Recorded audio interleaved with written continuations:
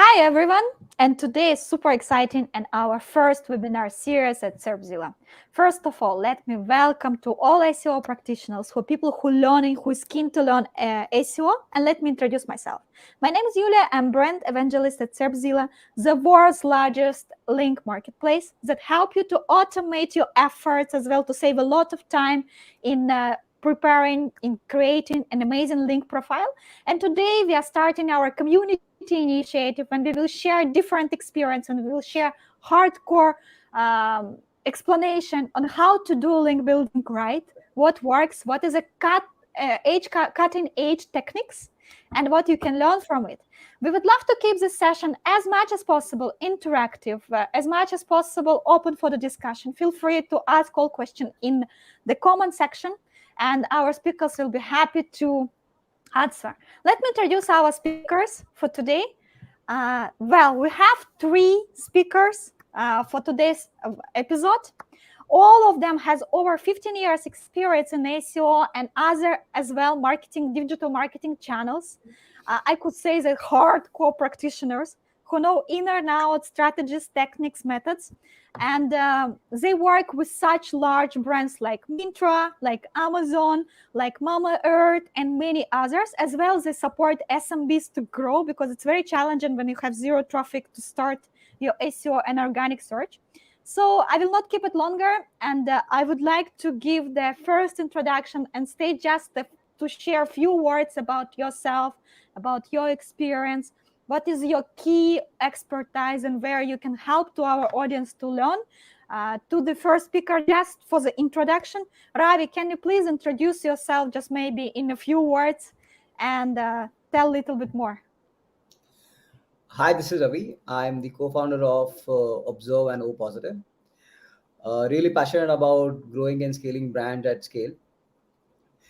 One thing I want to share about me is about my angle of social aspect, where I really want to add value to the world by walking for water. Yes, and when it comes to SEO, I have an aspiration of building a search engine, and that's something which keeps me motivated to experiment with various techniques and tools at O Positive. Thank you. Oh, wow. Building and search engine, that I think is much more ambitious than anything could be. That's what is very exciting to hear. We shall chat about that in the different, how to compete with Google, forget like how to compete with others on the ranking The factors. dream has to be Awesome. big. That shall be big, and let us know more details later on. We will all support, share it through our social media and etc. That sounds really fascinating. Well, the next speaker whom I would like to give the stage for the quick introduction, Sandeep, can you please share in a bit about your experience, your blogger journey, your as well founder journey, agency journey? So stage is yours. Sure. Thank you so much, Julia, and thanks for that lovely introduction. I'm the founder of Startup Cafe Digital and 99 Signals. At Startup Cafe Digital, I mainly help startups leverage digital marketing channels like SEO, social media marketing, and content marketing. And I've been documenting my journey through my blog, 99 Signals, which is read by over 500,000 people every year and generates a side income of $10,000 a month for me. So, yeah, I've been working with brands like AppSumo, SEMrush, and I've been sharing all the tools, techniques, and tactics that I've been using at my agency. Uh, you know, so I've been doing that on a consistent basis, and I've been featured in many publications through that. When it comes to SEO, I'm most passionate about creating good content. And for me, I believe that great content attracts natural links, and that's the kind of links that Google loves. So I'm always, looking. I'm always aiming to create something that is 2x better than what's currently there right now. I don't have any such big ambition as building a search engine and competing with Google. I'll be interested to help Ravi out in this pursuit. Sounds very interesting, and yeah, so that's a quick introduction about me. Thanks a lot for the introduction. I believe you're one of the most consistent bloggers, as far as I know from my journey, the person who publish very regular, very unique content. And there's really very useful to learn about, the tools are not really easy. And more Yeah. complicated Google begins that Ravi is competing with. More No, no, Right. no. complicated. I do not want to compete with Google. So as soon as we have a purpose of fulfilling curiosities, maybe I can Yeah. do it in a better way to some extent. But yeah, Right. I really want to help the world by N- fulfilling curiosities. No, So that's a very important point that you brought up, curiosity. And when it comes to learning anything, especially marketing, curiosity is very important, right? yeah. And yeah, it's very interesting that that's something that you do at your company. And yeah, so I think there is an opportunity when it comes to search engines. Ahrefs has recently built a search engine called Yep, and Mhm. it's a very interesting model where 90% of the revenue will go to the content creators. So I'm very interested to see how that works out for them. It'll be great for content creators if they can break this code. So it's not going to be easy to compete against Google, but let's see what happens. And all the best to you, Ravi, in whatever you're planning to do. Yeah, it's not, but it's not easy to compete in blogging space as well. You know how Hmm. many bloggers that started and they actually drop off right in the middle. It's not easy to compete in the agency space where our Yeah, speakers yeah, are, right? And especially in right. India, when everyone is thinking that India is a uh, Hmm. comparatively cheap country and the service shall be affordable to everyone, which is absolutely, since we are public, I will not use this word, but it's absolutely not correct information. And Sandeep, we will be really happy as SERPzilla as a tool. We're also a SaaS company to be reviewed by in your blog. It's a good way to Yeah, always looking to use forward it. to it. Looking forward to it. And I've reviewed a lot of SEO tools, and I'm always excited to try new tools out. So very interested to see what SERPzilla has to offer. I've got a glimpse of it through the beta product, and I'm really excited to see all the possibilities that you guys are bringing into this industry. So really looking forward to reviewing the tool. And yeah. Then that's called the power of being shameless and even in the publicly already building the relationship. Yeah, right. uh, well, and our final speaker for today, Pinaki. Pinaki, we know you for years. You've been the one who really started early at Mintra and seen your exciting journey. So please share your introduction, maybe in a few words, what you do right now, what is your core expertise. Stage is yours. Hey, thank you, Yulia. First of all, I would like to thank Yulia as well as Ravi and Sandeep to share the stage with me. A couple of things about myself is I have a little more than 14 odd years of experience in the field of SEO and forayed into multiple like hats when I was with multiple domains. I have experience across B2B, B2C predominantly, B2C predominantly, and I have seen a lot of things around SEO, how it has been since 2008, how it has evolved, what kind of practices, and one key thing that I have learned in SEO as an industry is one I would say one very very primary and very very key thing is patience. So if you can propagate the aspect of patience across whoever, like your line of businesses, whoever your stakeholders are, I think that's one of the wins that you can definitely exhibit as part of your plans, or let's say if you exhibit it well, that to your clients, that it takes some time, it does take time, because it does take time for tech to implement your suggestions. It does take time for Google to perceive and absorb the changes that you are doing or have done in your websites, and it does take time for things to come, consolidate everything, and give out that result from Google's perspective. Ultimately, we are at the mercy of Google. So that's what, and I think the very very one of the very important aspect of SEO is link building, which is where we are here today for, and would like to deep dive and understand and learn and unlearn many things from our fellow friends Ravi and Sandeep as well. So yeah. That was a very humble introduction by you. That's what I could say.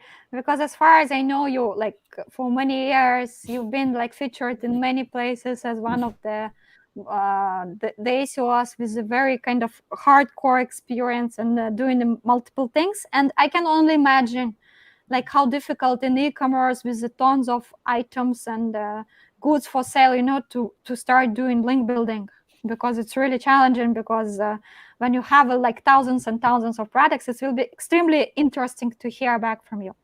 Well, thank you so much for the introduction. Super excited. I just got the message from colleague that over 75 and 78 actually live viewers are watching and just joined us like 3 minutes ago. That's when the time I checked my chat. So I possibly it's much more right now. So, and I want to encourage everyone to stay till the end of our webinar, because while building the community, we always looking to give something first and to share the experience.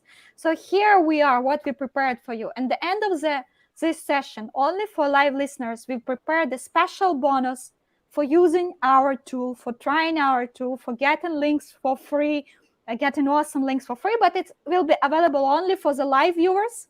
That's why how we believe community shall work. If you want to learn, if you want to gain the knowledge, like stay till the end with us.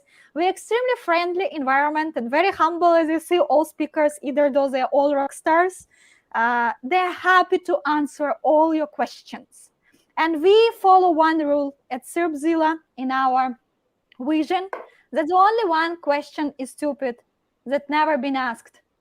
If you feel that your question is too obvious or something like that, just don't feel that. Feel free to just drop in comment section and we will try to answer it. Well, from here, that's our quick introduction is over, and let's switch to our link building audit. Today, we pick up 3 lucky domains to review and to share the insights so you can get the logic behind. When you see how speakers do it, what they do, which tools they use, how do they understand what really work to do, what is the practice, what is the methodology, and why link building is in general is extremely important activity in ACO. So think about it. We picked up 3 different domains from 3 different categories, just that you can implement on your own profession, on your own clients, or your own website, whatever is your career with. So you can pick up something that work. And what we're keen to do, that in the end of the session, our listeners, our viewers will just go and implement some of the strategies that our speakers going to share. Well, here we're starting. So the first speaker will be Sandeep. Sandeep, I'm giving this stage to you. Here you rock. Yeah. Yeah, thanks for giving the stage to me. Always great to know that you're the first person. So, yeah, so I'll just share my slides.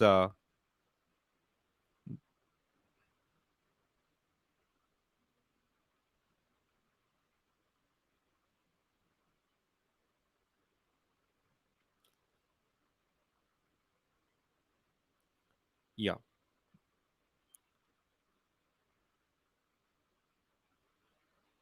Can you see the slides on the screen? Not yet, really. So do you click share? Yeah, I did that. I did share slides. Can you? Yeah, we can Yeah. see now. Fantastic. Okay, cool. Awesome. Okay. So, first of all, very excited to be here. This is the first webinar that SERPzilla is having, and I would like to extend a thanks to them for having me as one of the experts, and thanks to all the listeners who have tuned in. And super excited to talk about link building with the other experts as well. So before we get started, a quick introduction about me. I don't want to bore you with the details. If you joined at the start, then you would have probably heard about my experience. So, just to give you a quick background, I launched my agency in 2015 and I launched my blog 99 Signals in 2016. The whole objective was to document all the strategies and tactics I had learned at my agency. And fast forward to today, my blog is read by over 500,000 people every month and generates a decent side income for me. Most recently, I was featured in BuzzSumo's list of top 100 content marketers and Foundation Marketing's list of top 100 marketers. So you can learn more about me at my blog, 99signals.com. So that's a quick introduction about me. Let's jump into the topic of link building. And this is one of the questions that I get most frequently. Is link building still important? Now, this is because of the way Google has evolved over the years. There have been so many algorithm updates, and there are hundreds of algorithm updates from Google every year. The ones that you hear about, like the page experience update, which put core web vitals in the forefront, these are the major updates. But Google keeps doing small updates, and amidst all these updates, you may think that link building is slowly losing its importance. um, it's not true. You may have come across articles like link building is dead, it doesn't matter anymore, but that's not true. Link building still remains one of the top three ranking signals, and if you have to rank consistently in search engine result pages, you need to generate links from authoritative and trustworthy websites. uh, just to give you a couple of just to share a couple of stats which puts this in context.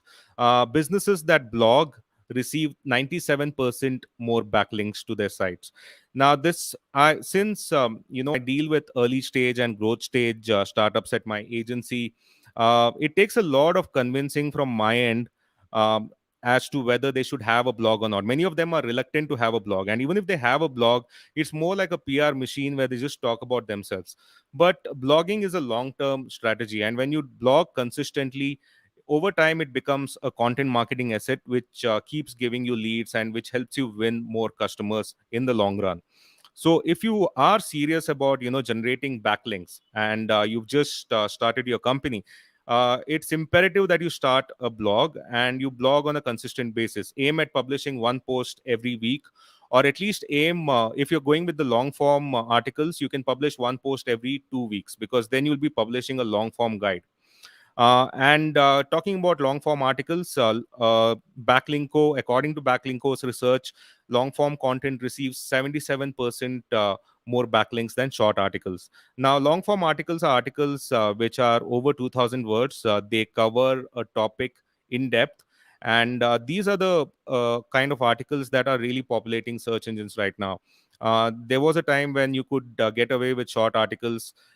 Those articles make sense if you have a news website, or if you're in the entertainment industry. Maybe short articles tend to rank in the news section of Google. But when it comes to ranking consistently, you need to create long form content.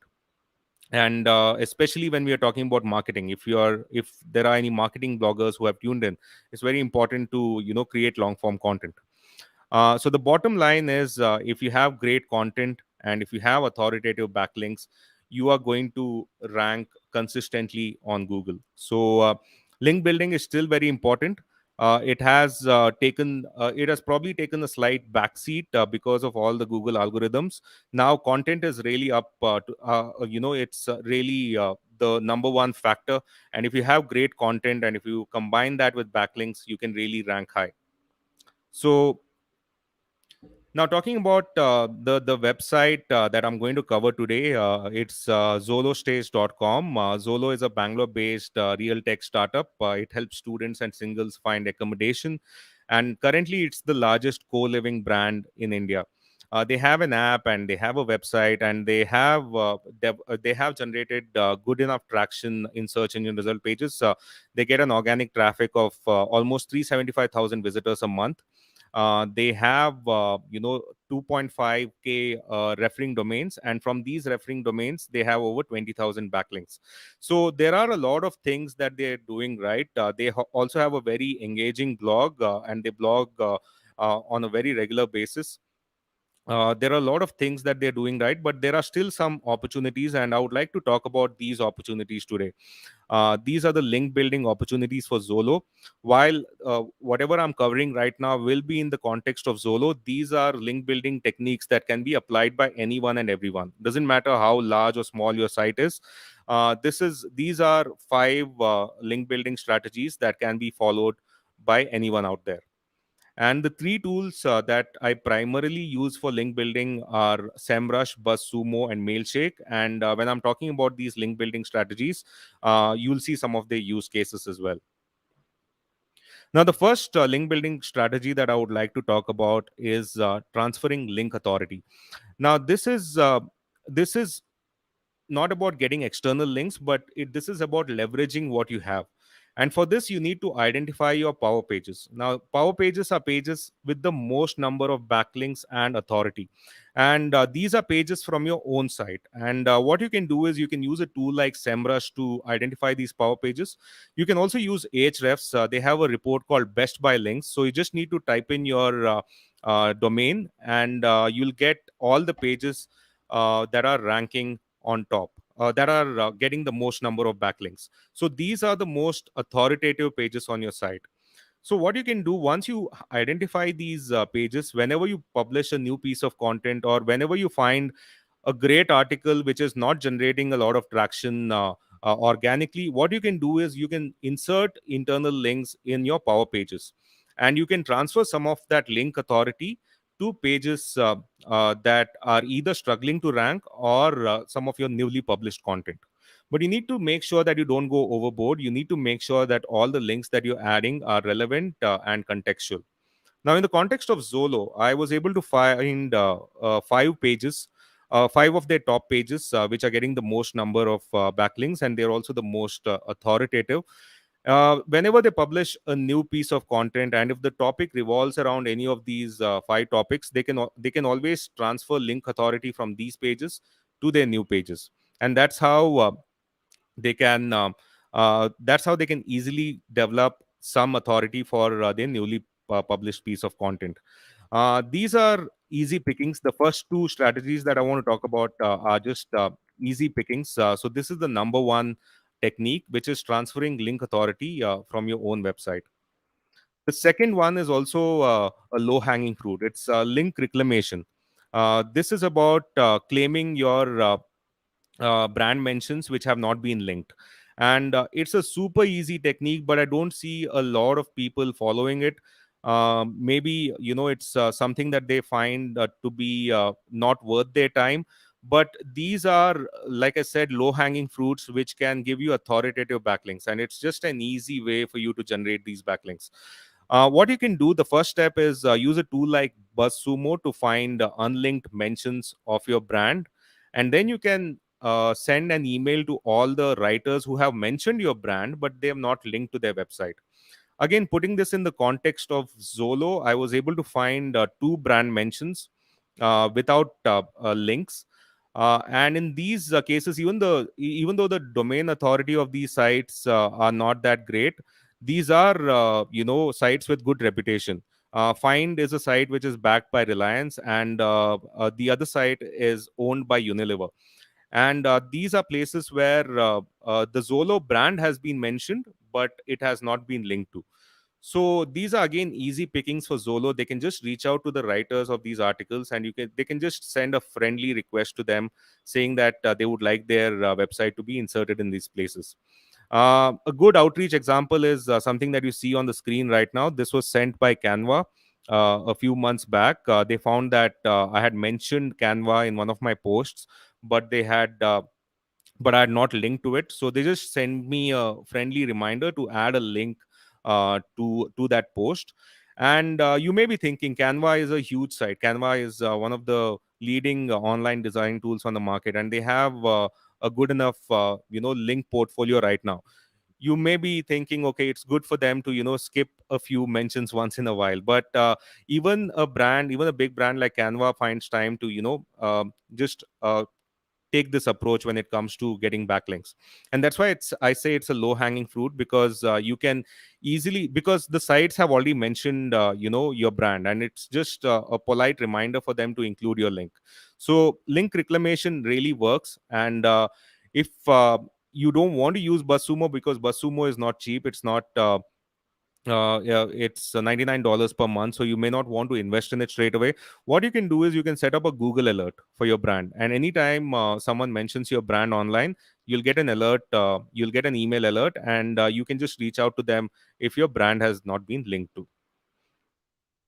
Next, we move on to infographic link building. This is one of my favorite link building techniques. The first thing that you need to do is design an infographic that is share worthy. Now, there are a lot of run of the mill infographics that are just there for the sake of it. You have to design an infographic that really stands out.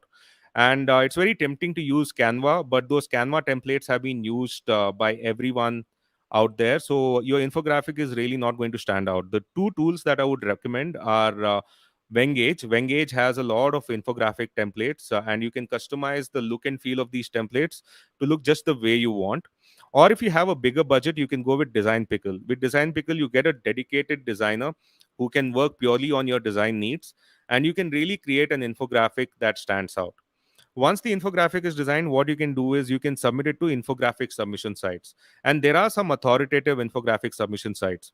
And if your infographic is well designed and if it's interesting, you can just reach out to them and they'll include your infographic for free, or they will charge you a nominal fee. So a couple of infographic sites that I would recommend are graphs.net and Infographics Archive. These are infographic sites with a decent domain authority. I have a list of such infographic submission sites which you can check out. You can see the link here. So once this webinar is over, you can probably go and check these sites out. And these are all authoritative sites where you can include your infographics. The next thing you can do is you can promote your infographic on Reddit. Now, Reddit is a gold mine of referral traffic. Once you post something on Reddit and if it goes viral, you can there's a potential for you to get a lot of traffic from Reddit. And the infographic subreddit has 200,000 members. It's very popular, and if your infographic is interesting, it gets a lot of upvotes. And when you get more upvotes, that's converted into a backlink. Though it may be a no follow backlink, it still has some weightage because it's from Reddit, and you also get a lot of referral traffic from there. The final thing you can do once you have a great infographic is try the gestographic link building method. Now, this is something that was popularized by Brian Dean from Backlinko, and he has a very detailed post about it. You can check it out. You can just give a search on gestographic link building method and you'll find more details about it. Basically, what you're doing is you are using your well designed infographic as a hook uh, in your outreach email. You can reach out to people saying you can reach out to people who are writing on the same topics, industry influencers or bloggers who are writing on similar topics as you. You can tell them you have a great infographic, a very useful infographic that's well designed, that you would want to publish on their website along with a guest post. And when you have a hook like this, your email becomes more convincing, right? You may send a lot of outreach emails for guest posts, and some of them may be rejected or may not even be seen, may be completely ignored. When you have a well designed infographic, you add more leverage to your post, and it becomes easier for you to get accepted as a guest contributor for industry leading blogs. So this is something that you can do. The first step is always to design an infographic that's well crafted, well designed. And the two tools that I would recommend are Wengage and Design Pickle. So this is and in the context of Zolo, they have a lot of blog posts which can be repurposed into infographics, and there's a huge potential for them to just create infographics out of these blog posts and then reach out to people, or submit the infographics on infographic sites, and then reach out to people with their interesting proposition, and get either a backlink in return, or they will get a guest post on an authoritative blog in return. The next method is perhaps one of the most popular link building methods, which is called resource page link building. Most bloggers have a resource page on their site where they list down all their favorite tools, blog posts, and books. And if you have a resource or a tool, you can reach out to these sites. And pitch your resource to them. And it's a win-win for both parties involved because they get to expand their list and you get an authoritative backlink in return.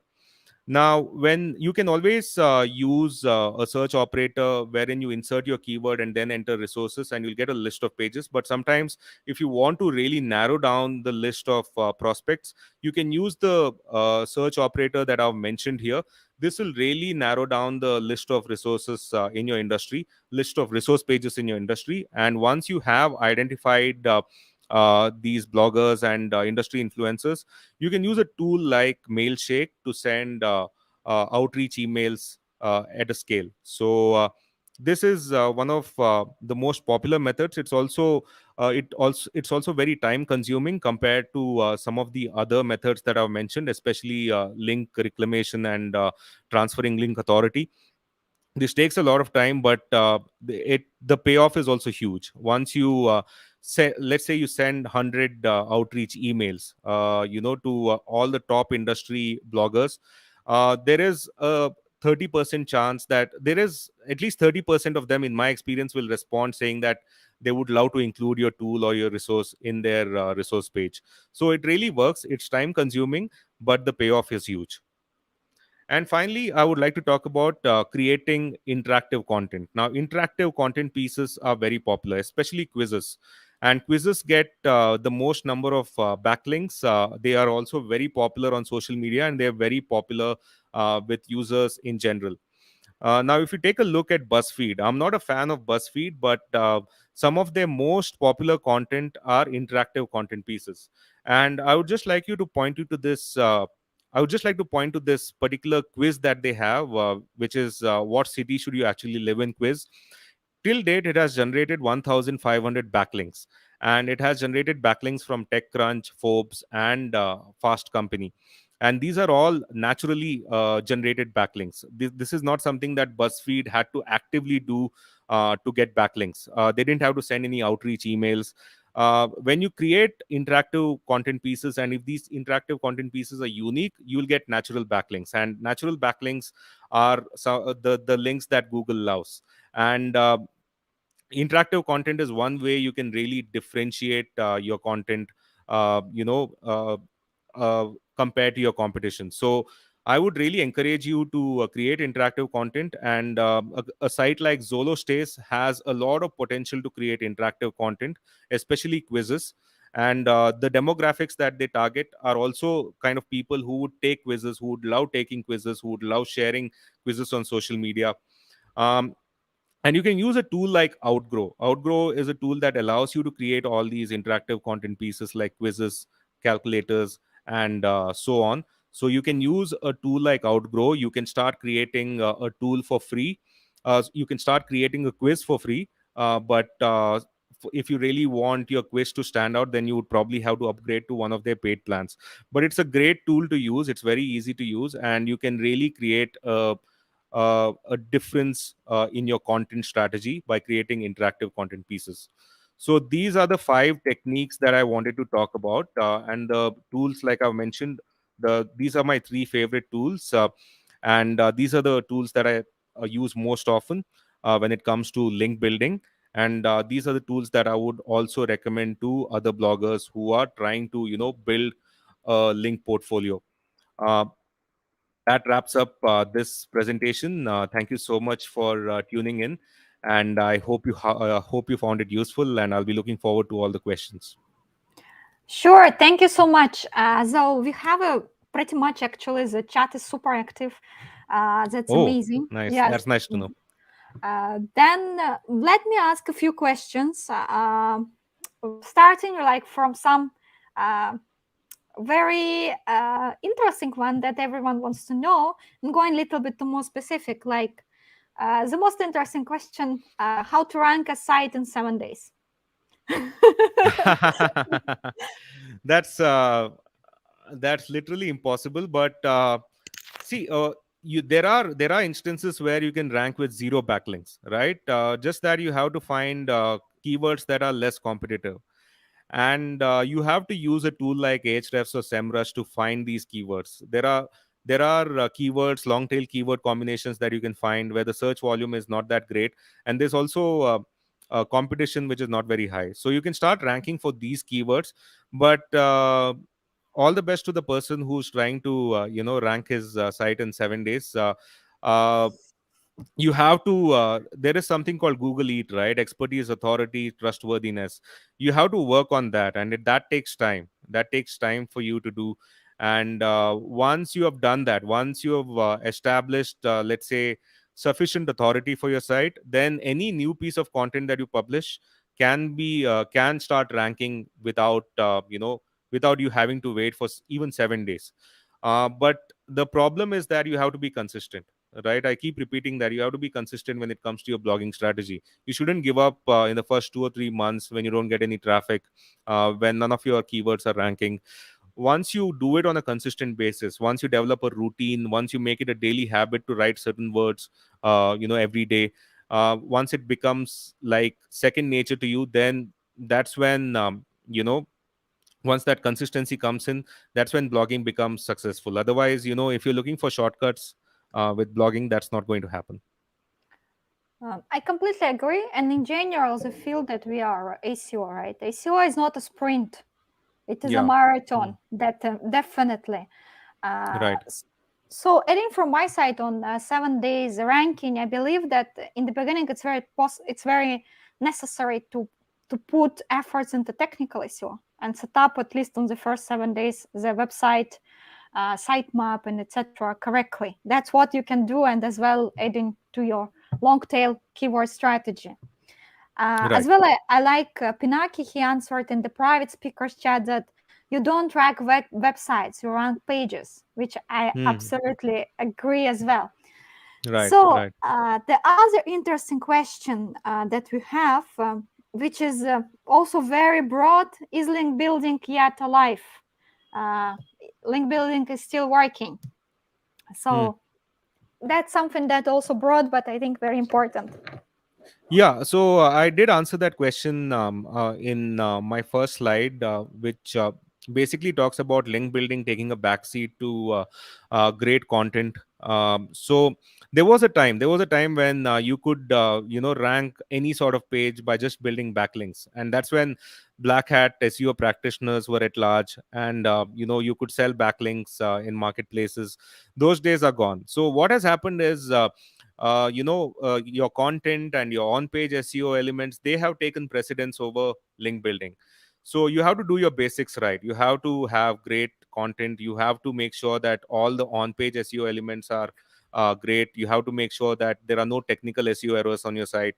Core web vitals, which I just spoke about briefly, that's super important now. And if you don't have a good core web vitals score, doesn't matter how many links you get, you are not going to rank at least in the top 3 results of Google. So it's very important to take care of all these aspects.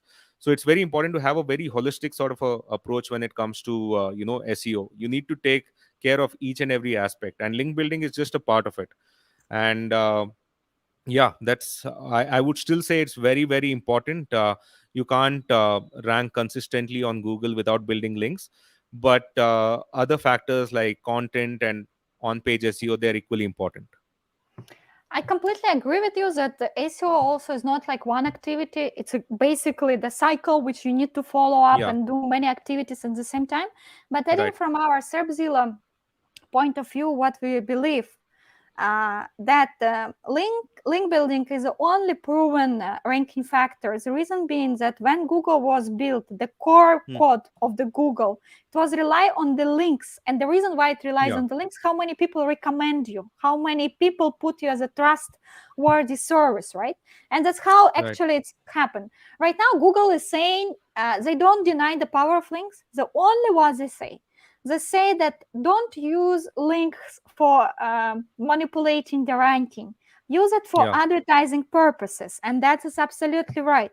And that's where actually you need to put your brain efforts and Hmm. identify how to get the right links that will Right. look as advertising links, neither than ranking, like links for building your SEO profile, right? Because Google completely deny SEO in general. Google says there is Yeah. no Yeah. SEO as such, which is Yeah. absolutely not true.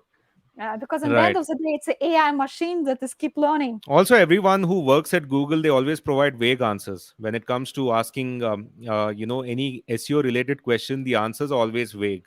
And yeah, they deny, like you said, they deny SEO even exists. So yeah, So there was a time when I think when Matt Cutts was in charge of the web spam team, he used to give clear-cut answers. But those days are gone now. It's all very vague, and sometimes you have to sometimes you don't even know the dates of the algorithm updates.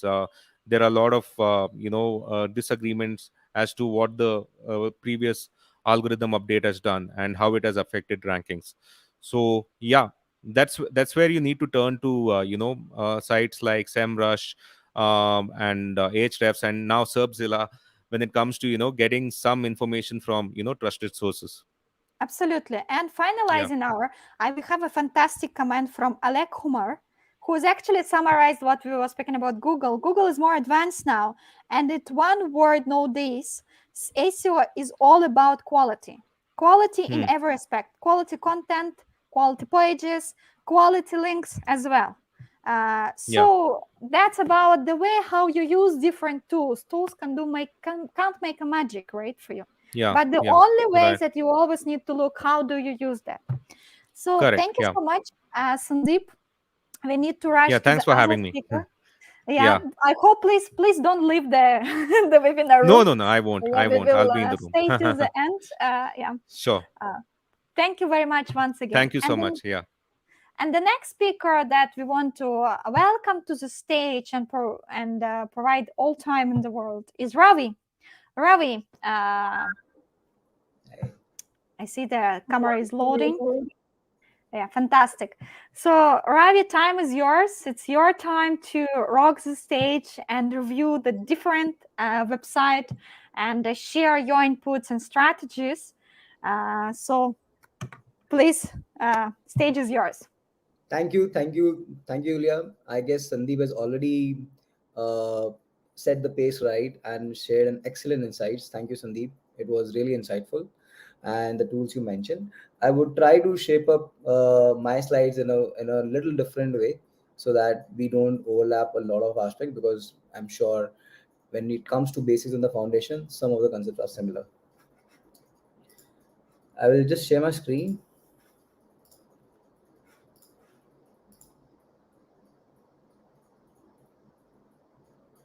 Can you guys see my screen? Perfect. Yes, perfect. We can see many. Is it still too many? No, it's good, but can you just make the full screen sharing? It's possible, like full slide sharing. Right now, it's too many. Yeah. Perfect. Thank you so much. Okay, great. Uh, what I will do, I will actually start with a little introduction with O positive. No doubt I gave something about myself, but yeah. Uh, as per my journey goes, I got introduced to SEO when I used to work for Flipkart, and that's where I was introduced that how a traffic can actually add to a substantial revenue to any brand. And me and Ajay, we started Observe in 2012. Since then, we have been providing variety of solutions to different brands. And then we realized that one thing which can create an exponential impact to any brand's growth, that is somewhere you can have a search traffic. And then we created then we actually took an initiative that, okay, let's build a center of excellence for search. So that's where the whole thought started conceptualizing, and I realized that, okay, fulfilling curiosities can be a great value to this world. That's where I created an aspiration of building a search engine, because that is one of the greatest way of addressing curiosities for the world. Whenever we all are curious, we go to search. So that's where we have the curiosity lab, O positive. Couple of exclusive tools which we have created in-house. As I was mentioning, that OPositive is all about researching and building in-house tools and derivative solutions of SEO, which can really help create value for the branch. So we have an interactive dashboard, we have a network of bloggers, we have a strategy framework, and we have a couple of other tools as well, which we use and which we have created, which can really help us on a smaller way, but they are very impactful when it comes to the value which they deliver. I can show you more about that, but for now, I will skip them. Couple of brands with whom we are working at different stages. Most of them are for SEO and interactive marketing. And apart from few of them, we have actually solved different problems. We have also worked with a couple of cricketers as well. But yeah, how do we see digital marketing is just a tool? You need to focus upon the problem you're solving. That's how we have created value for all of these brands. I did mention earlier about also clean gel. One interesting thing which I want to share, that whenever we are creating value for any brand and the ad-free traffic which we are able to bring to any brand, we actually create a formula on the back end so that we can contribute to this initiative. So that whatever we do, it should be a socially empowered action. I would start with the few beliefs, I would say, or a few myths. I'm sure already some of you have already mentioned in the comments. But yeah, there are three specific half truths I would suggest about link building. One of the most famous about this is, okay, make 10,000 backlinks and it will rank. I'm sure someone asked that, okay, can I rank it without backlink? Even there are people who will come to me and ask, okay, we can make, because industry leader has more than 100,000 backlinks, so can we make 10,000 backlinks and can will it rank? It all depends upon what type of backlinks you are making. Backlinks doesn't work. Again, the same question comes that, okay, what type of backlinks you are creating before you say that, okay, backlinks doesn't work. The third thing is link building is costly. I may agree with you, but it all depends upon what type of backlinks and how are you making it, what kind of platforms you are accessing to make the backlinks, and what is your secret idea to create backlinks. I would share some insights about the fantastic website which I have reviewed and how are they doing it differently. We all know about investing in quality backlinks. I would suggest, and I think Sandeep already shared a great insights on those. I will share three specific words over here, which we normally consider and which we believe that is required for ranking any portal. It's all about crawlability. Is Google able to crawl you rightly? Is all about relevance, which is one of the most important part of any brand to rank. And the third is credibility. So whenever you are creating backlinks, backlink is among the top three factors when it comes to ranking. Backlink does add value towards crawlability, relevance, and credibility. No doubt there are different kind of backlinks which add more value towards a specific factor. Apart from that, it also gives signal to Google that, okay, how the user journey can be, and also a signal, and it's very beneficial for the users as well, who may be going to those platforms which can be relevant and which can actually send you referral traffic as well. So there are a variety of benefits, and there is no doubt about building quality backlinks. Now, as we all know that section of why, how, and what, so let's talk about what and how should we invest in backlinks. One of the foremost thing is bring the house in place. Before you start building backlinks, you should ensure that the website, the foundation should be right. And how do we define that? There are three simple way of saying it. You should configure it rightly. It has to be error free, so that any crawler who is coming to the site should not face any errors. The third thing is it should be crawl ready. When I say crawl ready, it can actually go back to the fact that, okay, what is the server response time? How much like is your JS loading perfectly or not? So there are a couple of things which you need to take care of before you start by getting backlinks, or else the benefit which you will be creating from backlinks will not be that much effective. I have listed few tools over here which can really help you out for figuring out and for enabling your brand on these three aspects. Once you have your house in place, it's very important for you to understand that, okay, what is your stage of the brand. There could be a brand who is just being launched 7 days back. There can be a brand who is into a growth stage. I know it's a little difficult to figure out what kind of growth stage you are, but yeah, you need to understand that, okay, you are at a growing stage when you are being crawled decently well by Google. The third state which you don't want to be in, which is the crisis stage. But yeah, there's no need to panic. There is always a way out from there. And on these three stages, once you define your brand in which particular stage, you have to create a focus when you are doing a quality backlinks. One of the key thing is about crawlability when you are in a starting up stage.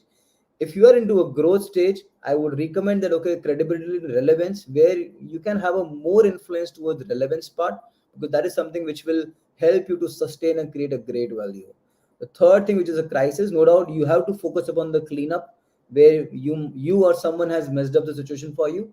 But along with that, you can actually create like a kind of a treatment, I would say, but yeah, a positive signals which can really help you to recover from there better by doing a credibility kind of backlinks over there. So now you have your house in place, you have identified the stage you are in. The third thing before you start making backlinks is your strategy. What is your strategy? So at O positive, at Observe, we strongly focus upon the strategy part, because I have seen a lot of brands who will just start building backlinks without any focus. So first you have to define that, okay, what is the intent you want to focus upon? The second thing is the target URL. The third thing is, which is extremely important, is budget and resources. No doubt it always boils down to how much money you have and how much you want to invest. Then there's one way which is a linear growth, there's one way which is an exponential growth. You should not undermine the potential of exponential idea, which can really help you to scale the backlinks with quality at scale. I can share a quick link, a template over here, which we normally follow at Observe, which is about, you can map the pages with the how many kind of backlinks you want to create. Once you have a clarity of which kind of clusters or keywords you're targeting, then how much content you have to create and what is the budget of the guest post is being required. So this really brings a lot of clarity and a judgment on how and what kind of backlink is being required to get this rank. So the strategy plays an exceptionally important role over here. Now you have the house in place, you have identified your stage, you have a strategy in place. The next thing is it really working for you whenever you're doing a backlink? No doubt you cannot predict or you cannot project what is the traffic or exact thing what you will achieve, but you can actually overview the journey so that you can shift your gears as you are on it and as you are able to reap fruits. So if you see the authority part, normally I have seen people tracking majorly domain authority and domain rating, or maybe the top three. But I would recommend you guys to also look at the no follow and the do follow ratio. No doubt with the recent update from Google, they are also considering as the sponsored links as also one of the metrics.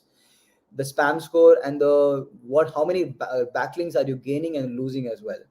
Another important aspect is the authoritative backlink which you are getting. And to be more precise, they have to be contextual links so that you can have a holistic picture of where are you heading. As I already mentioned that even if you're making a great backlinks, but if you are not able to get crawl, then there's no point of it. So you have to keep an eye on the crawling parameters as well. And one of the most important part is impact. Whenever you are targeting a particular URL, you need to understand that, okay, how that activity is helping you. So for that part, you need to see or measure the visibility on search of that target URL. You can easily do that by looking at the data in Search Console, and also you can actually track the average position of the cluster of the URL as well. So these are few metrics which we consider at O Positive to measure and to grow any brand's credibility, relevance, and crawlability. So now let me introduce you to some interesting facts and findings which we have got about this website, uh, which we have selected, and also how smartly they are doing it. No doubt we are saying all these things with the limited access of data we have. I'm sure we can validate that better once we have an access to the Search Console as well. But yeah, if you look at the graphs that, okay, how this website is growing, this is one of the renowned tool for A/B testing across the globe. I'm proud to see that, okay, this is one of the brand from India and actually capture the majority of the market potential as well. So good to see that. If you see the graph and how they're growing, so you will see some absurd behavior as well when it comes to referring pages. No doubt their organic traffic has been growing at like a good pace since 2020, and domain noting, no doubt it has been growing. But yeah, uh, the most interesting part of the referring pages, how are they growing so abruptly? So what we did, we actually had some analysis over here. I would just walk you through some aspects. So what we did, we actually got some domain numbers over here that, okay, what are the various numbers? They have around 8 lakh backlinks. I would crisp them out and will share on the slide as well. But I just want you to go through the various data which we did. We also compared them with few of the competitors as well, so that we can get a competitive analysis as well, that where are they standing. We also took data from Href and SEMrush both. Both the data, sometimes they have a similar value, sometimes they have different values totally. So you have to take a conscious call as per the situation as well. We also looked at the various recent backlinks which they got done, or which are actually the various referring pages which are actually ranking to them. Most of them are e-commerce websites or the technology websites, and interestingly, the target URL is same. So yeah, that's something which I want to talk about more. And then they have which kind of backlinks, which kind of pages are getting the maximum backlinks. You see that. Interestingly, we also found that they have a lot of domains which have, no doubt they have a high DA, but also have a high spam score. So that's something which is a concern for them. What are the key findings which we got from there? So their DA is 66, their DR is 86. Domain authority and domain rating, there is a huge gap between both of them. One of the possible reason could be that the new age crawlers which Ahrefs has introduced, who is able to crawl the JavaScript links as well, and possibly that is being accounted over there. The do follow and no follow ratio is okay when it comes to referring domains, but it is extremely unstable when it comes to referring pages. And that is also because from every single site they are getting humongous amount of backlinks when it as they're getting a lot of JS links. If you see the ratio of backlinks as well, they are around more than 8.5 lakh links, and also if you talk about the referring domain, there are only 19,000. No doubt the number looks good when it comes to DR 70 plus, and they have some very good links from websites like Shopify, Microsoft, and a couple of other sites as well. One of the key thing which we realized, that they have invested a good amount of effort on ensuring that the relevance of the quality backlink which they are getting is from technology, SaaS, and e-commerce sites where they actually belong. They have, as I've already mentioned in the sheet as well, they have some backlink which are from the high spam score domains, which should be rectified.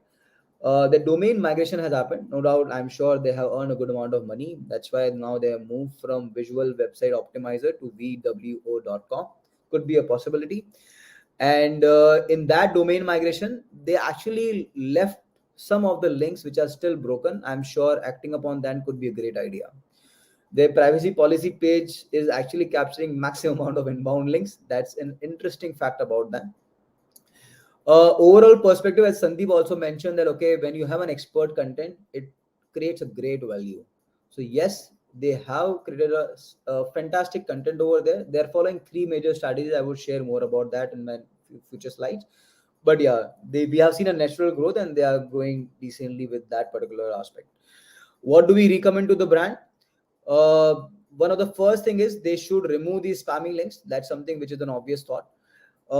Another thing, what we realized, that they don't have a well-placed anchor strategy in terms of the type of the links, and also in terms of the what kind of phrases they should get link from as well. So that's something which can really scale up their impact as well. Relying only on the JS link can be a concern. I totally agree with that, because that's something which is actually creating a lot of link juice to them. That's what I feel right now with the data which we have in hand. You should recover the backlinks on an immediate basis at your end, so that which can have a quick impact. There are a lot of outbound links which are going out from the website are also broken. I've also seen that there are few links which are getting maximum juice. So even if they will play around with their internal linking, that can really help them to circulate the juice across the site. Interestingly, we found few links which are the Google redirect links. I used to see this kind of strategy a couple of years back, and I was happy to see this kind of link which do not work. Maybe it is by mistake, or if they're using that kind of strategy to increase their DADR or to manipulate, I would not recommend them. Another thing, I would recommend them to do not stop investing on the high authority backlinks, and they should invest on that along with the diversified focus across the site. That will really help them. A few secrets to address. So they are following three strategies. One is the credible content, second is share of value, and third is the self-growing JS backlinks. So I will share these two things over here. So if you see these pages, so this is one of their highest got normal backlinks, as Sandeep was also mentioning, which is A/B testing guide. It is a fantastic article with more than 20,000 word of content, and absolutely amazing if you will go through that. It has almost everything, kind of a Wikipedia for A/B testing. So people are linking this. Maybe they are finding it as well whenever they are searching anything and everything about A/B testing. They land on this page. They get overwhelmed by the content which is being shared over here, and that's how they're getting a good amount of links over here. The second thing which I also found was this page, which is like their blog page with a human landing page increase conversion rate. So if you see this, as this may not be having more than 1,000 words of content, because normally people believe that okay, you need to have a 2,000 words of plus of content. But here I see that okay, the content is limited, but yeah, still they are able to fetch a good amount of natural backlinking as well. The third and the most interesting part over here is the JS backlinks. So what they did, what we found that okay, while looking at this pattern, we found that okay, privacy policy is getting one of the maximum number of backlinks and referring domains. We looked at a little more deeper. So if you see all the recent backlinks which they're getting, they're all from JS backlinks. So which actually triggered that okay, there is something different is happening. So we also recognize that issue.com is one of the website which is getting the maximal number of backlinks. So when we dig down more and when we looked at the rendered HTML, we found that they have a link from the cookie, where they're actually getting a link through the legal cookies over there, and that's something which is being integrated in almost all the sites who are using their tool. So that's how with every new page on the portal getting created, they are getting a new link. So that's something which is an interesting insight. They have all of these tools which they offer. They have a free trial, and they are actually getting a JS backlinks. Then we were able to, and I'm sure there could be some debate around that, but we found this tweet as well where yes, John Muller has also confirmed that okay, JS backlinks should be considered as a part of backlink if it is getting rendered on the HTML as well. So now the time has changed when you cannot, when today you should not avoid the JS backlink as well, and that looks like a good strategy for them to create a recurring backlinks at scale. I know that okay, we all really want to create a great value and we want to have an exponential growth. So there is one way of growing where you have a sustainable growth by linear aspect, and there's one more way which can really help us to do some experiments, analyze them, and re-strategize them. That is something which we strongly recommend, and which is something which we strongly follow also at O Positive. Thank you so much. I hope that was useful. You can share your feedback. You can ping me if you want any of the templates. I would be happy to share. And we are always looking for great talent who are passionate about fulfilling curiosities. So you can join the team as well. And if you want, we can help you as well with our experience of working with startups to bigger companies. Yeah, thank you. Ravi, I just want to say, when I saw that spreadsheet, my mind actually blew completely blasted when I saw that the spreadsheet and how many efforts you put into analyzing and structuring everything, and how many tabs, and each and every tab refer to different aspects of SEO. It was really impressive. Even some people ask in the chat, because I was monitoring that, like, can we get the template? I assume that no, because it's an intellectual property. That's how I consider it. But I just want to hear it from your mouth, just to stay, Yeah, I think it's our responsibility to nurture the ecosystem along with we develop and research. So we are happy to share. I think they can send across a mail and we can share what we can, because these templates get a like the templates which we used to which we were using 3 months back and now we are using is different. So there Oh, you okay. So you went more advanced now. So you're okay to go. share the I do. previous version. That's a power. That's actually what make person to build Google. You see my response? I would say it's my intellectual property. Sorry, guys. But the person who builds the search engine thinks different. That's a kind of the scale. Pretty clear to see here. Thank We you so have much. actually a very fruitful discussion in the chat. And a lot of people are speaking to each other, asking different questions, and etc. One of the questions which I want to address, which was much more early, about how to improve crawlability of the website. I don't remember exact the wording of the question, but since you were speaking about how the scrolling and everything could be done better, Yeah. so I thought to address to you. So, what, as per my experience, as I was mentioning, that okay, there could be different kind of sites, and there could be a site which has like a humongous number of pages, and there could be a site which is limited number of pages. But crawlability is something which is very important, because if Google is not able to crawl your site, then even if you have a great content, then it will not make any sense, because they are not able to read it. So you have to address it rightly. So if I talk about how can you do it, and as I'm mentioning, okay, your site has to be crawl ready. So one of the key things, you should look at your search console. You should configure there rightly.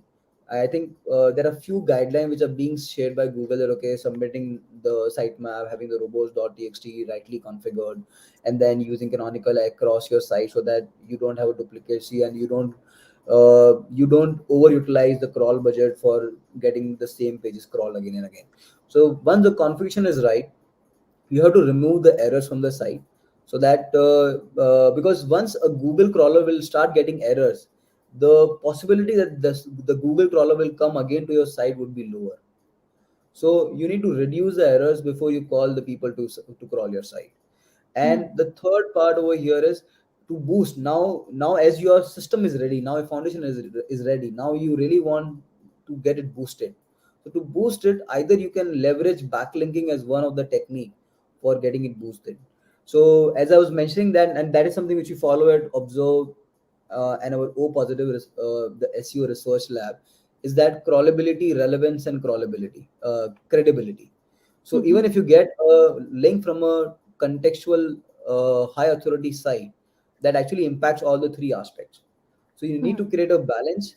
For example, even you should actually bring the crawler, or I think look at welcoming a crawler from a particular site to your blog, to your website. That's how you can address it.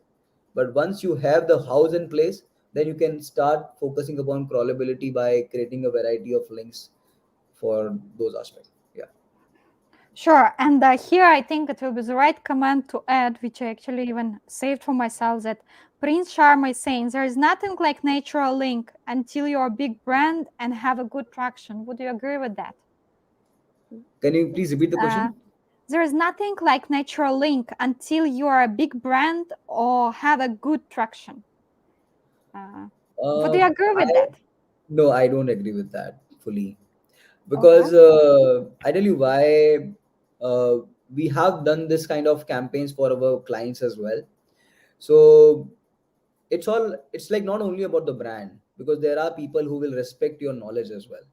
There are people who will respect the kind of content you have created, as I guess Sandeep was also mentioning. And it's all about that page where you are mentioning the because brand is a journey. You cannot become a brand on the first day.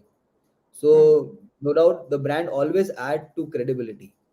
But again, this concept goes back to the three things: credibility, and like if you say about the relevance part.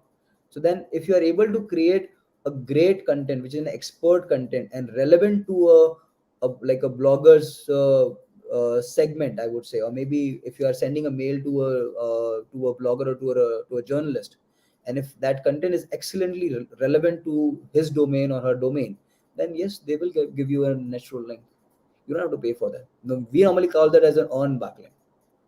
Yeah. So, Then when the efforts and the content quality comes first, right? and I think that is more like an exponential way, because that's something which has a exponential impact on backlinking, and you start getting peer to peer links as well from there once they start listing.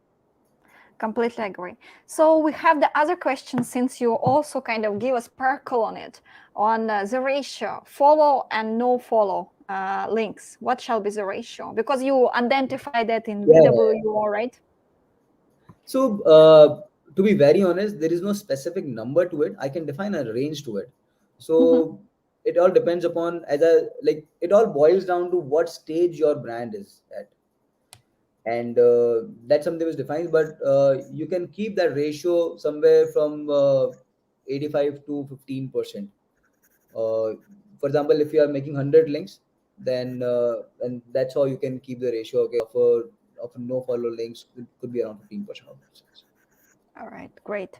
So thank you so much. We already extended the time for our webinar, but that's actually, I want to tell to all people who's watching us, we are not here for time, that will start fast. We're here for the value. That's what we believe. Questions, value, the presentation shall be like completed. I don't want to interrupt speakers in between, because that's how we gain knowledge from each other. That's what we believe. Thank you so much. Really appreciate that. There are many more questions. We will keep Q&A open yet with all three speakers at the end of the question. So don't worry if you see your question has not been addressed. I'm in the chat, as you see. I'm actively answering here, and we will have a special time for Q&A. But let us to host all speakers first. So Pinaki, now it's a time to host you and see your methods, your cutting edge techniques in link building, and such a kind of argumental discussion that we have in the chat, and you actively participate in. Thank you so much for that. So stage is yours. You rock, please. Thank you so much, Julia. So, hello everyone. I will take a different approach here. I'll directly deep dive into the example of the website that we are going to dissect today for sari.com. So let me share my screen. Just a sec.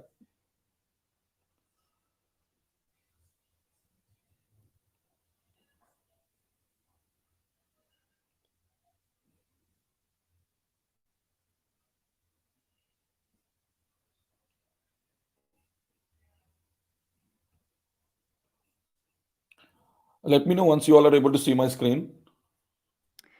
Yeah, so far we are waiting. Sorry, I can't see your screen. Okay, perfect. So, sorry. Wait. So far we are waiting. There we cannot see. Oh, you cannot Yeah. see my screen. Wait, Okay. we can see now. All good You to can go. see now. Okay.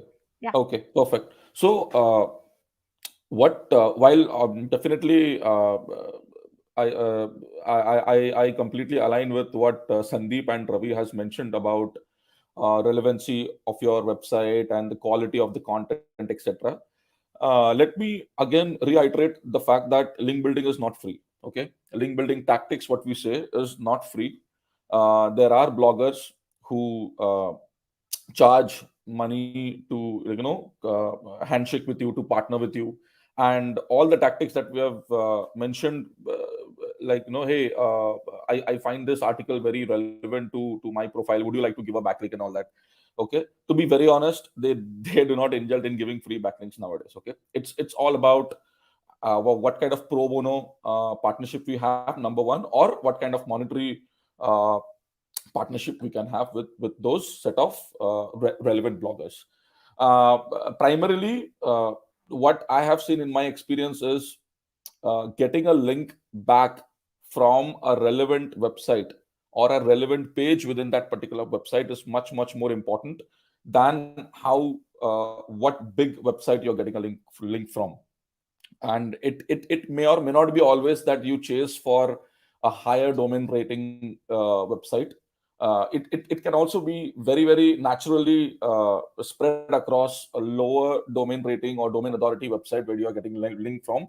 But we need to always remember relevance is one of the prime factors. Okay, if you are getting a getting a backlink from a high domain publishing website where they are talking about anything and everything, versus you're getting a link from a particular forum which is specifically talking about your niche, your domain, then that is of a more of a value than getting a link from a publishing website. With this, I would like to start with the actual workshop on sari.com. So sari.com is one of the e-commerce marketplace for selling sari, and there are many like this, right? I have just taken for example here, I've taken Utsav Fashion and Panache India, as I assume they are their competitors, because they are also in the same field of selling sarees and different articles on website. So sari.com Here I have used the tool called SEMrush.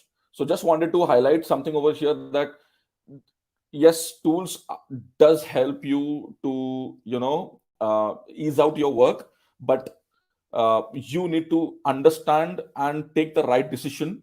Tools will only give you some directions, but you also need to understand, as an expert, as an SEO expert, or as an entry level person in this particular field of SEO, you need to understand that whether this will impact and what kind of potential impact these activities can have.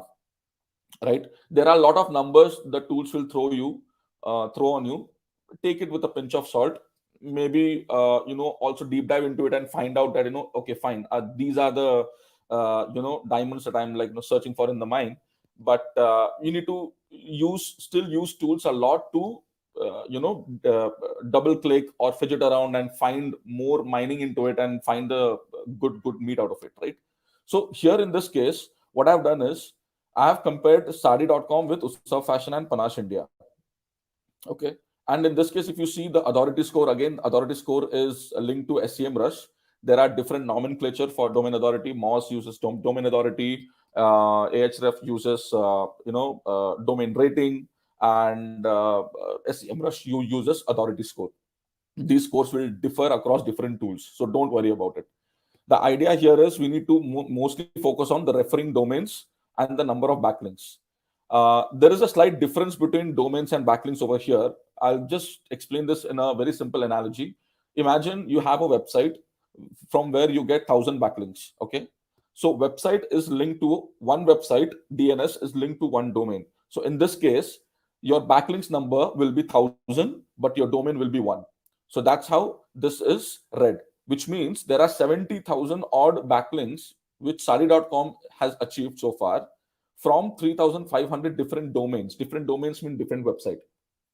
And of course, these are different IPs, which you don't have to worry about it. And these are some potential numbers that SEMrush's logic is throwing out to you. This may not be directly, comprehending with your Google Analytics number or any of the analytics platform that you use, but this is just an indicative nature.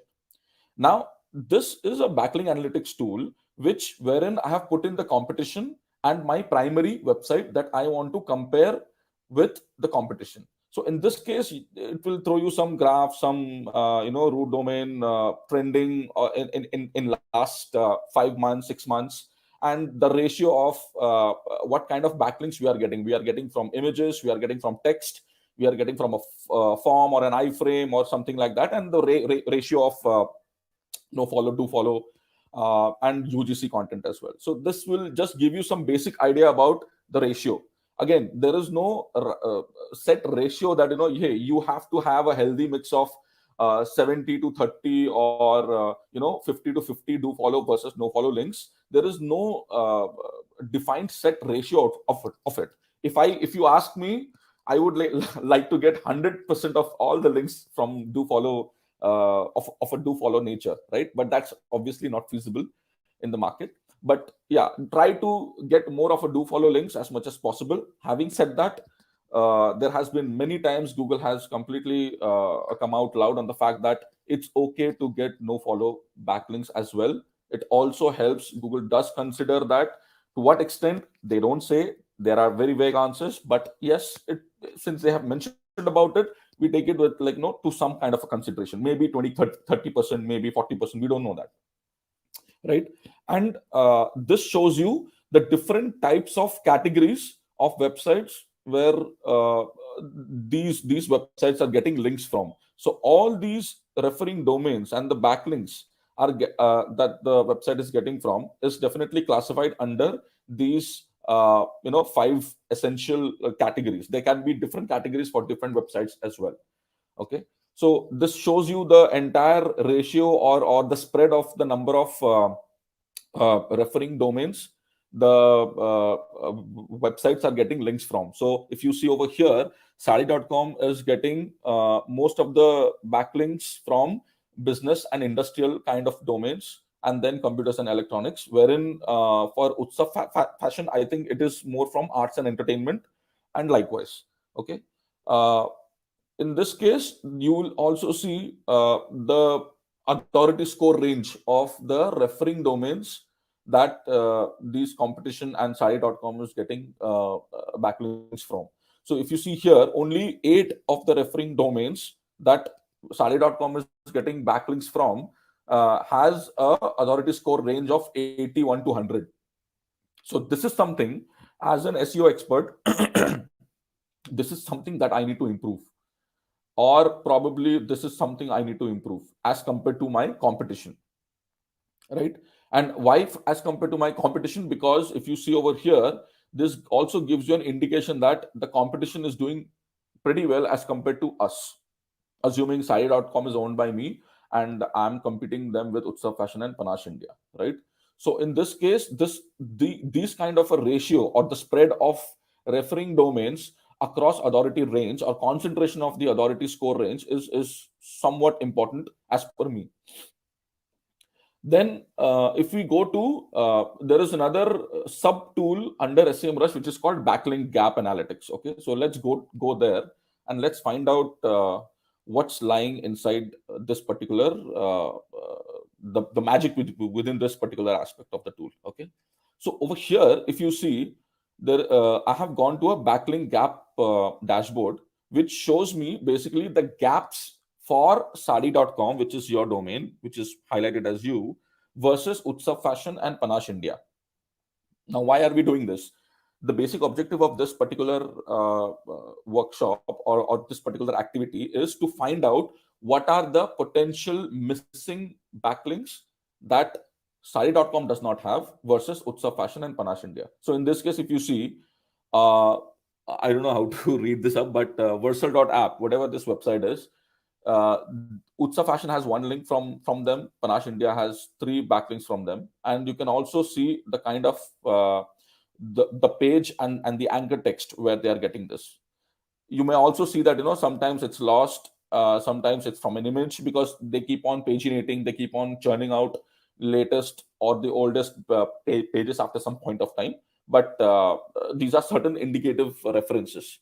So here, by going through this, you can definitely in an Excel, you can find out some interesting websites which are also classified as part of authority score, and create your list of backlinks that are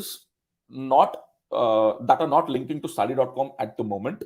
And definitely we can work with an agency, work with SERPzilla, or work with you do it by yourself to reach out to these webmasters of these domains, and have a talk, have a pro bono talks about how we can achieve backlinks from them. It's a time consuming process, but at the same time, this will also give you some very, very clear clarity on what are the opportunities we have, which is the best. And then you can also look into different other classifications, like where sari.com is weak.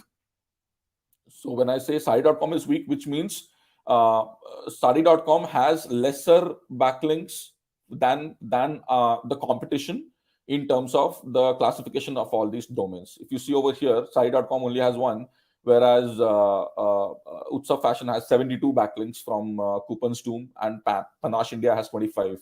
So this is definitely one of the opportunities. Again, these are tools. They will pull out random any websites which may or may not be of good use either. Like, say for instance, pr-cy.ru. This, for me, this looks like an affiliate website, and they have clearly classified over here. So you can put filters also to all these affiliate websites and all that, and remove all those junk.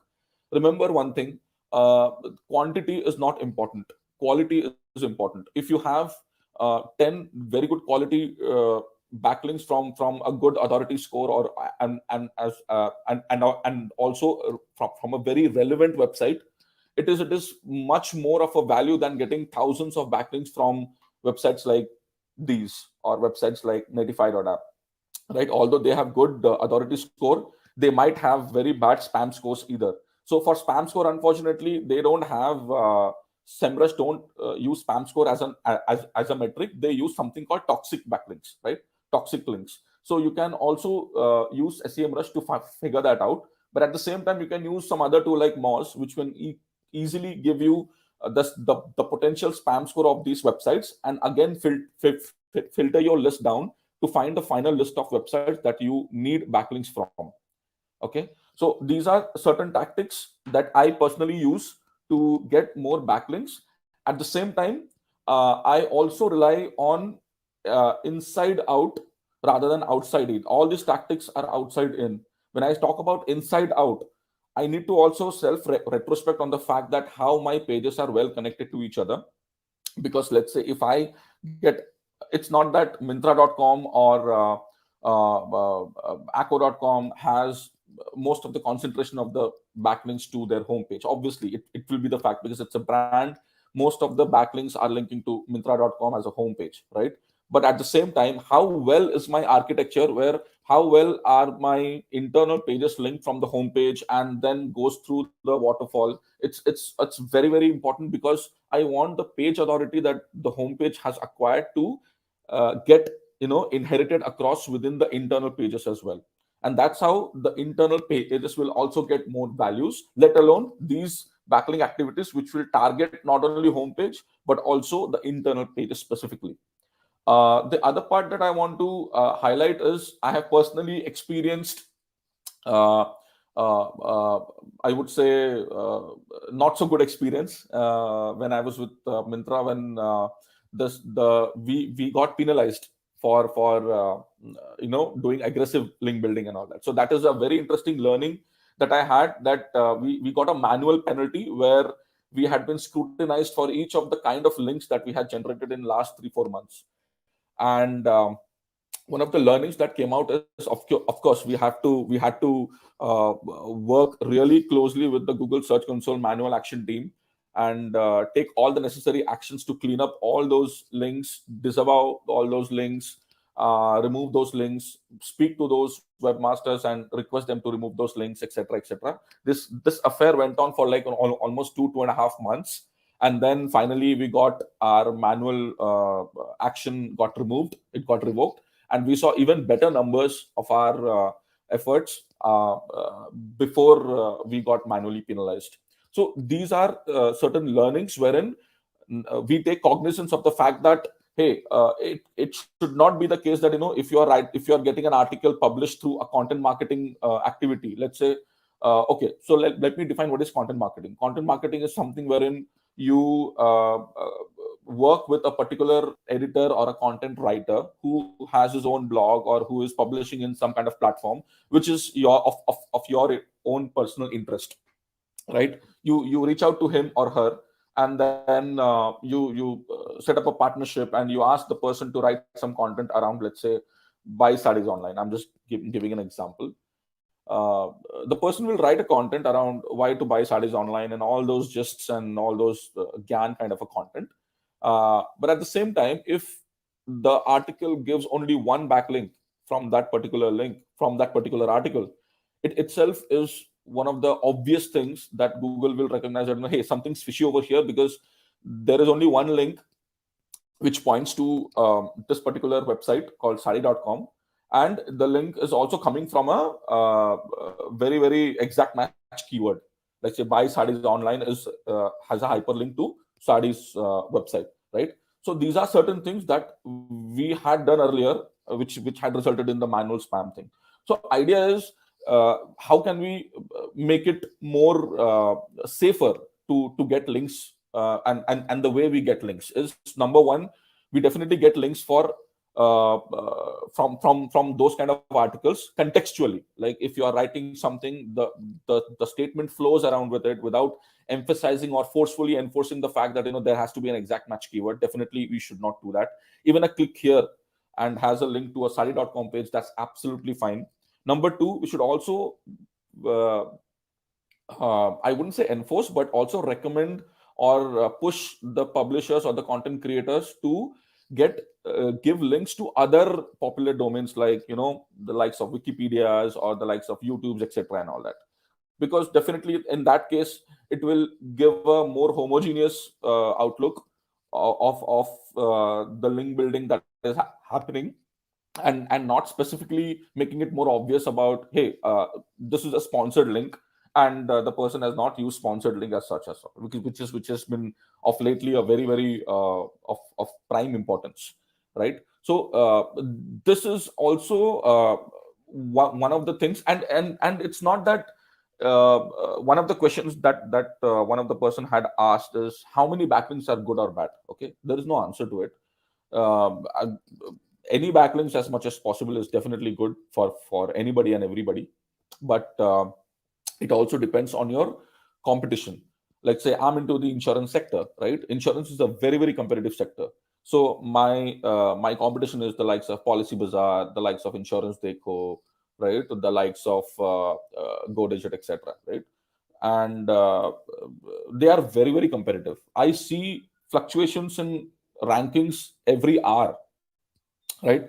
Does that mean we sit back and just wait to see, like, and pray? No, we keep on building more qualitative backlinks through many of our activities, like rich content. Content is not only about textual. It can be rich content, it can be a snackable content on YouTube, it can be an infographic, it can be, let's say, a podcast, as Sandeep has well mentioned.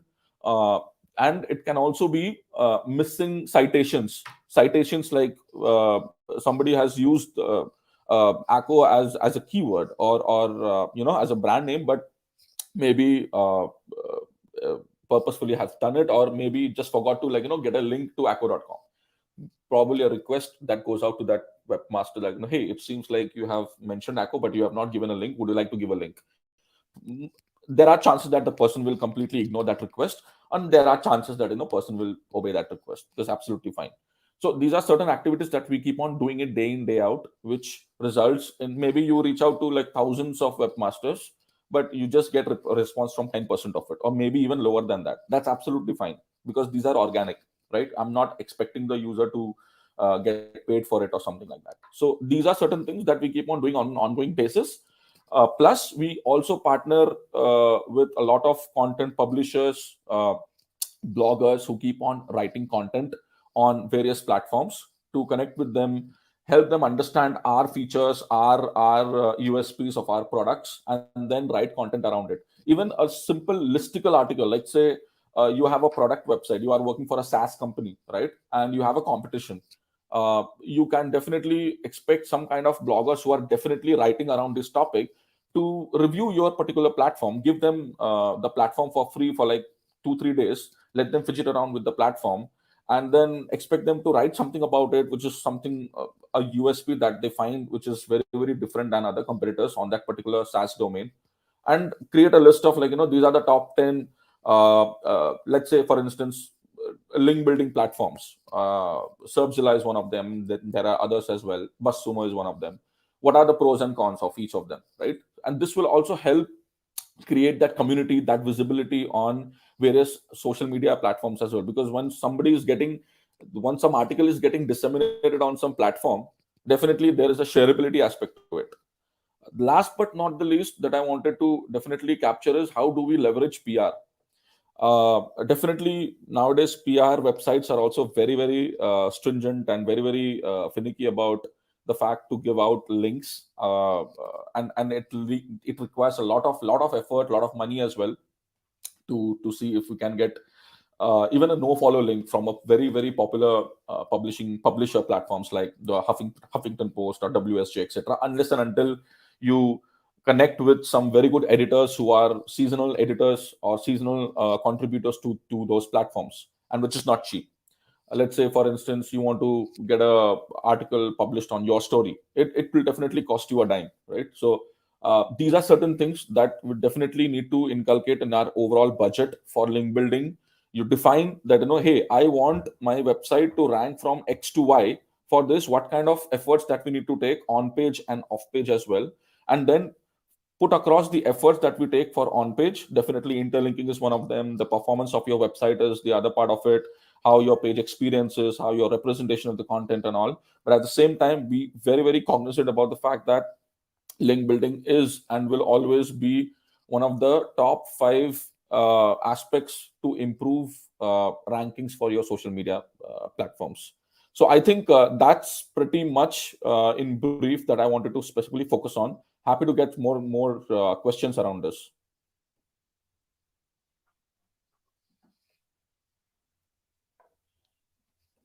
Sorry. Thank you so much, Pinaki. It was a also fruitful and very useful presentation. It was actually very valuable, and rarely people speak about Google when Google penalized, right? Was a backlinking activity. From my perspective, it's also happened with me in practice once when I used to work for SEMrush, for the tools that many people mention here. And in that time, we've done some blogging contest, and Google actually penalized us. And the contest was run from India. So that's a funny story. That's happened sometimes, but as well as I always say, there is a tool does not have any hat. It's about the people, how you use, how you build link profile, and etc. Absolutely. So there are a few questions which we will pick up before we will move open Q&A. And before that, I will say that I'm not a nanny in the kindergarten to stop a fight in our comment section. And I just don't want to, because I believe we learn from each other, and even this debating can be healthy. But if it will become unhealthy, we will just block guys forever. Just keep it in mind, because there is a lot of masala going on in the comment section, which I see. So I wanted to give the warning to the people. So question number one: how to decide a marketing budget, and how much percentage you spend on SEO, and why? Like in general, we speak about. So that's a very interesting question, and there is no right or wrong answer to it, or a very discrete answer to it. I think it all depends on the alignment from the company. One of the most important factor, which is very very prevalent nowadays, is getting the company, getting your stakeholders aligned for SEO. A lot of times that I've seen that, okay, fine, SEO, okay, it's just one of the metrics, okay, we'll do it. A lot of your tasks get deprioritized. A lot of often you see that, there is no direct correlation of input to output in SEO, right? Output depends on various factors. These are certain X amount of inputs that we can influence from our end, right? So that is where one alignment is very very requirement, that how aligned your philosophically, how aligned your company is for SEO, number one. Number two, if your marketing budget is, let's say, 100 crores, or let's say 10 crores for that matter, just for simplicity, I think we should not shy away from the fact that, let's set aside 2 to 5% of your overall budget on SEO, at least for the first 3 to 6 months. Show results, show the impact that you are driving from an overall business perspective, not only the top of the line metrics, but also how SEO is panning across your user behavior in mid funnel and the bottom funnel, and show that, hey, I have invested let's say 20-25 lakhs around it out of the overall 100 crores that you have, and this is the result that I'm giving you, which is the kind of an ROI that we definitely expect from SEO. We all talk about SEO gives the best ROI and all those things, right? But at the same time, we need to actually practice and realize it. Maybe some dashboarding, maybe working with the data science team or the BI team to realize that, hey, I need a dashboard for SEO, boss. I mean, I get all the traffics and all those are fine, but ultimately how it's improving my bottom line, how it's improving my top line and the bottom line is very very important, which is where will once you show that particular clarity to the stakeholders, definitely you'll get more money to invest more on SEO as a channel. Because it's very easy to correlate performance marketing, where you put in money, you put in the customer acquisition cost and CPCs, etc., and all that, and you can derive. It's a simple math. For SEO, it's a little more complex, but you need to still do that, because ultimately we all work for a business, right? Yes, that's So, absolutely. yeah. Which serves the business needs. I can add from my experience, because I worked with several companies as well. So what I believe that it's very important to see, to do competitive analysis and see from where if you are the new brand and you don't have much data on your own, can always spy and see from what other traffic sources for your competitors. And based on that, you can decide, because I believe it's pretty simple. In B2B segment, Pinaki, you said like 5 to 8%, right, on SEO. I believe it's coming into B2C, because B2C, where your core expertise rely as well, because it's a very diverse market. There are many channels, performance marketing, marketplaces, and etc., where you also can spend on ads and etc. But when it comes to the B2B, I believe that SEO plays a really crucial part, where the marketing budget, as per my experience, could be like 30% of money are spent on SEO to have organic leads that actually looking for the solution that your product is solving for the business. Uh, uh, and slowly and very naturally, I see different other question in our chat that I want to invite all speakers together. And as well, we have a bonus for the audience, for the live viewers that achieved so far, because we extended more than like 40 minutes, but it was our objective. We don't want to cut off from the knowledge sharing, the people from the knowledge sharing, and we don't want to obviously cut off even conversation, even they look a little bit as a kindergarten to me.